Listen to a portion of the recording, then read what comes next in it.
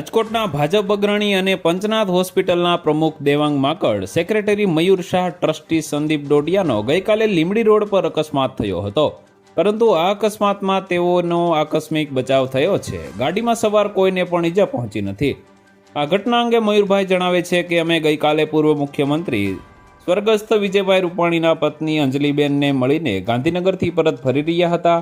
ત્યારે લીંબડી પાસે નંદન હોટલ પાસે 4 આખલા લડતા હતા. ત્યારે એક આખલાનો તેઓની ગાડી સાથે ટકરાવ થતાં ગાડીને નુકસાન થયું હતું. પરંતુ ગાડીમાં સવાર દેવાંગ માકડ, સેક્રેટરી મયુર શાહ, ટ્રસ્ટી સંદીપ ડોડિયા ઉપરાંત ડ્રાઈવર રાજુભાઈને કોઈ પણ જાતની ઈજા પહોંચી ન હતી. ડ્રાઈવરની સૂઝબૂઝના કારણે મોટી ઘટના બનતી અટકી હતી. આ દુર્ઘટનામાં ગાડીના આગળના ભાગનો કાચ, સાઈડ મિરર અને દરવાજો તૂટી ગયો હતો. એકાએક ઘટના થતાં આજુબાજુમાંથી લોકો એકત્ર થયા હતા.